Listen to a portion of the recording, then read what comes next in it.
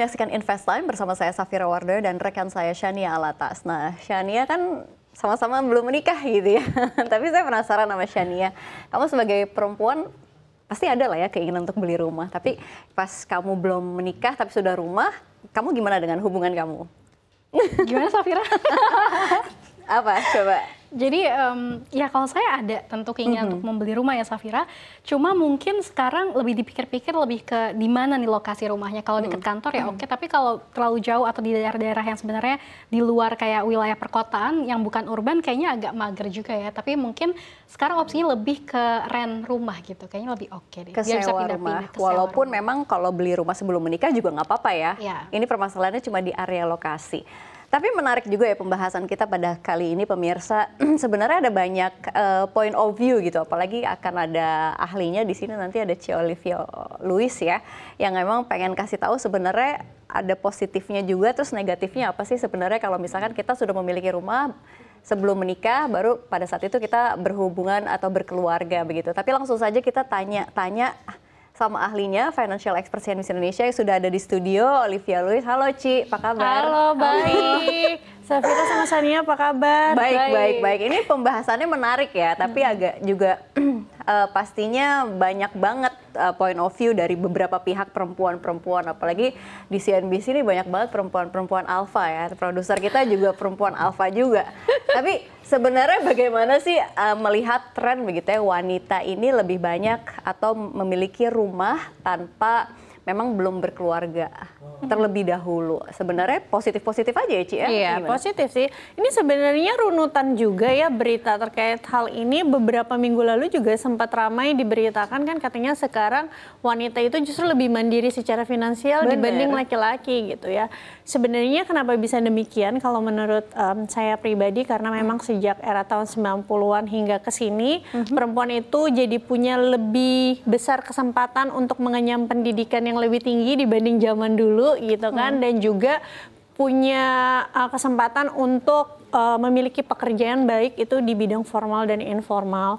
Dan semakin kesini tentunya pengetahuan terkait keuangan juga semakin baik, sehingga banyak dari mereka juga yang bisa mengatur uang dengan lebih baik ketika sudah punya penghasilan itu sendiri gitu. Baik, tapi kalau misalkan kita melihat begitu ya, banyak sekali datanya, jadi wanita yang memiliki rumah tanpa perlu punya suami terlebih dahulu. Sebenarnya kita bagus-bagus aja ya, kita punya aset dulu baru memiliki keluarga. Artinya kita sudah siap semuanya.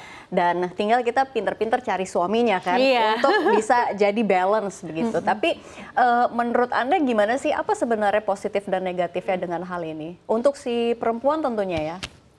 Saya rasa dari sisi negatif tentunya tidak ada ya. Kenapa harus menjadi sisi negatif ketika membeli sebuah aset yang mungkin dianggap aset meski itu rumah tinggal, tentu itu kan sisi yang positif ya gitu. Jadi kalau menurutku pribadi, kalau memang sudah memutuskan untuk punya rumah lebih dahulu dan memang punya kemampuan, kenapa tidak gitu nantinya kalau misalnya sudah menikah, sekalipun misalnya suaminya juga punya rumah dan mengajak tinggal bareng di rumah yang dibelikan suami, toh rumah yang sudah dimiliki sebelumnya bisa disewakan.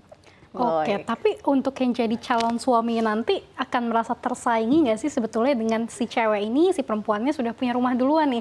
Apakah mungkin lebih ke nanti jiwa laki-laki jadi lebih kompetitif, atau jadi kayak kok kayaknya beban juga nih cewek, atau terlalu high maintenance, atau seperti apa kira-kira di pandangan cewek? Kalau merasa tersaingi atau tidak itu balik ke mental prianya sendiri sih. Saya rasa kalau misalnya prianya menganggap dirinya memiliki kemampuan dari segi apapun, kenapa harus merasa tersaingi gitu kan? Oke, ini menarik banget ya. Ini kan artinya kan si perempuan memiliki harta juga gitu. Nggak semua laki-laki, misalkan kita nggak mesti nikahin pengusaha kan, mungkin dari pengusaha, dari bisnisnya itu lebih baik untuk adanya perjanjian pranikah. Kalau misalkan si istri hanya memiliki aset rumah begitu ya, atau mungkin yang lain-lain, apakah memang dan lakinya pekerja biasa begitu ya, dan apakah memang diperlukan untuk aset-aset itu dipisah secara harta begitu pada saat menikah? Baiknya gimana sih Ci? Oh, membuat prenup ya, perjanjian pranikah. Oke, jadi sebenarnya semakin kesini tuh banyak sekali calon pasangan muda yang udah makin melek sama prenup gitu ya. Sudah tidak terlalu tabu, terutama di kota-kota besar. Karena memang prenup ini kan sejatinya itu sering dikenal sebagai perjanjian pisah harta. Nah, di sini kita harus tahu dulu ketika mau membuat yang namanya perjanjian pisah harta, apa aja sih tujuannya gitu ya. Nah, apabila seorang wanita sudah memiliki rumah sebelumnya, di mana rumah itu dibeli secara cash, atau juga misalnya warisan atau hibah dari orang tuanya, maka rumah tersebut akan menjadi harta bawaan ketika sudah menikah. Yang dimana harta bawaan ini tidak bisa menjadi harta gonogini, meskipun pasangan tersebut tidak memiliki prenup. Ya, jadi kalau sebuah pernikahan tidak memiliki prenup, itu kan berarti hartanya jadi harta bersama. Nah, harta bersama ini yang kalau misalnya ada perpisahan nantinya bisa digonogini, oke? Tapi kalau hartanya harta bawaan sebelum menikah, itu tidak bisa jadi harta gonogini karena sifatnya adalah harta bawaan. Tapi yang menjadi tricky adalah ketika misalnya si wanitanya ini beli rumahnya itu secara KPR. Jadi misalnya ambil KPR-nya sebelum menikah, lalu dilunasin, lunasnya itu setelah menikah. Nah, ini itu bisa jadi harta bersama. Jadi bisa jadi gonogini. Nah, kalau misalnya si wanitanya mau melindungi aset tersebut, misalnya, oh saya kan yang ambil rumahnya dari sebelum menikah, nggak mau dong kalau misalnya terjadi konflik di masa yang akan datang sehingga ada perpisahan, rumah ini misalnya jadi gonogini, maka bisa membuat yang namanya prenup agreement atau pisah harta itu sendiri. Baik, itu berlaku buat perempuan dan laki-laki itu ya? Sama-sama. Oke, tapi sebenarnya kalau prenup itu ada khusus nggak sih? Atau misalkan cuman ya nggak bisa dibilang cuman segini ya, tapi besaran tuh juga termasuk nggak sih? Apakah memang bisa di prenup atau memang ada aset-aset yang sangat besar baru di prenupkan atau bagaimana? Oh, tidak. Kalau yang prenup agreement itu berapapun nominalnya, jadi bisa ya? Iya, bisa. Jadi kalian calon pasangan jangan berkecil hati, misalnya cuma punya uang 10 juta gitu ya di rekening. Kalau mau bikin prenup ya nggak apa-apa gitu. Karena kan sebenarnya prenup itu bukan hanya sebenarnya aset nama kita itu hanya jadi milik kita yang nggak bisa dibunuh gini, tapi tanggung jawab terkait utang piutang juga menjadi tanggung jawab masing-masing. Jadi contoh kalau misalkan kita atau pasangan kita yang sedang ada utang, kan kita nggak pernah tahu ke depannya apakah utang itu bisa dibayar atau tidak.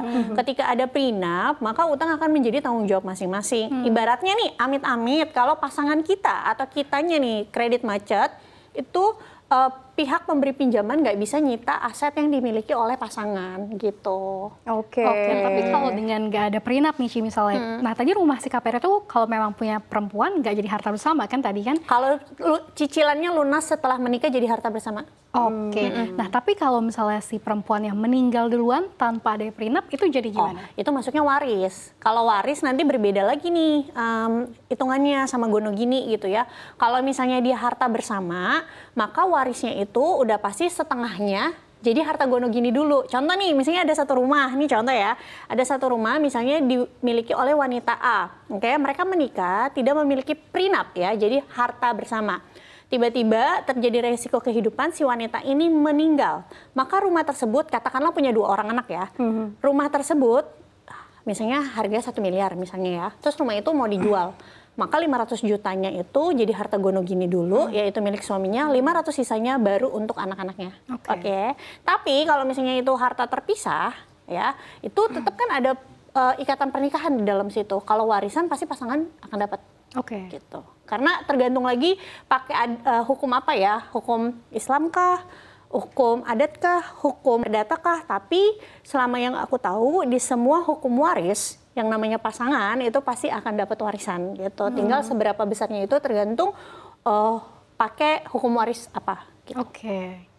Oke, ini menarik banget ya. Tapi setuju ya Ci Olive ya bahwa esensinya adalah wanita itu harus bekerja dan mandiri ya, karena juga emang sebenarnya buat ngebantu kita di masa depan juga begitu, nggak mesti harus ada laki-laki. Alasan lain apa? Menurut pandanganku ini little bit tricky ya. Sometimes kita kalau bicara kayak gini nanti takutnya tuh kita feminis banget gitu kan.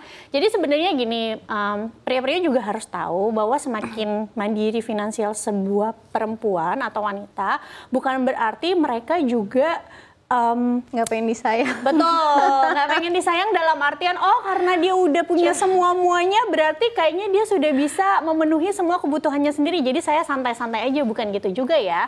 Sebenarnya biasanya tujuan perempuan kenapa mereka mandiri finansial itu balik lagi tadi kata Safira, pertama untuk menjaga dirinya, kan kita nggak pernah tahu namanya hidup. Kalau pasangan misalnya meninggal duluan, lalu bagaimana kita gitu kan? Kalau misalnya apalagi udah ada anak, kalau misalnya terjadi sesuatu sama pasangan, paling tidak kita sudah tidak terlalu pusing mencari penghasilan karena sudah ada nih penghasilan yang kita miliki sebelumnya gitu.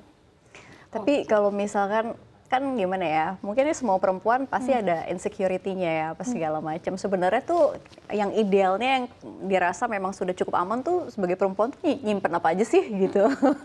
Atau emas berapa kilo gitu kan, terus ada apalagi gitu yang idealnya tuh untuk aman sampai masa depan tuh gimana? Mungkin aku jawab dari sisi perencana keuangan ya, karena kalau ngomonginnya subjektivitas kan pasti pengennya semua dipengen ya. Nggak akan cukup ya. Jadi untuk para perempuan-perempuan yang misalnya sekarang menjadi seorang istri, apa saja kira-kira yang sebaiknya dimiliki gitu di dalam rumah tangga, karena apalagi misalnya kalau kalian itu statusnya adalah seorang ibu rumah tangga atau nggak mesti ibu rumah tangga, ibu bekerja pun yang masih bergantung secara finansial sama suami ya.